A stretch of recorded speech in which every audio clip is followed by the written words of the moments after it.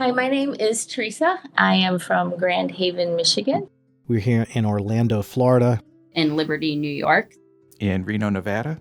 We're in Grand Marais, Minnesota.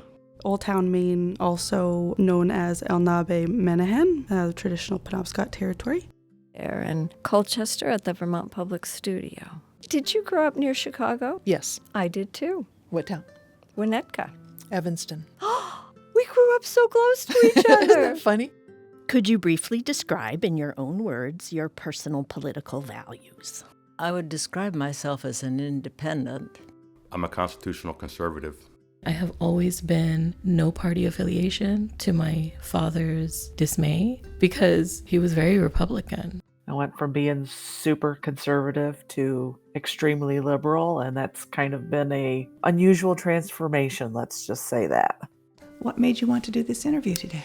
You know, I'm just incredibly disturbed about the animosity between political extremes in our culture. I do think it's important for us to listen to other people and understand why people think the way they do and where they come from. I feel like in our world there's a lot of conflict with race, gender, stuff like that. And I think it's really important that you hear other people out just because you don't know what they're going through. Absolutely.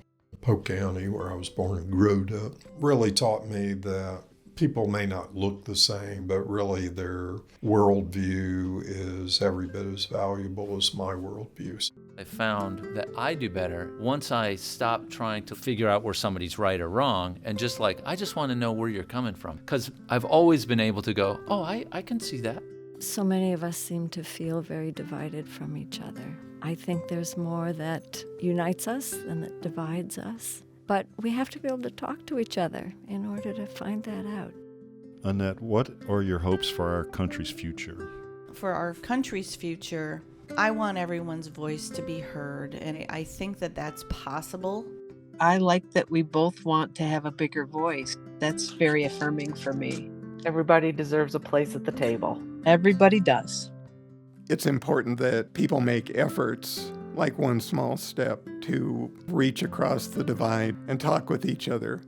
So this One Small Step program is a great advancement in trying to restore some civility to these conversations. Thank you, Isaiah, for being my conversation partner. This conversation has given me a lot of hope for the future. I wasn't sure what to expect, and it was really nice to actually have a conversation with somebody who's gone through a similar journey as I have, but from very different ways. I'm eternally grateful that this worked out the way that it did, because I was definitely not prepared for that at all. I am very, very grateful, and I think that you did a fantastic job today, by the way. Thank you, and you as well.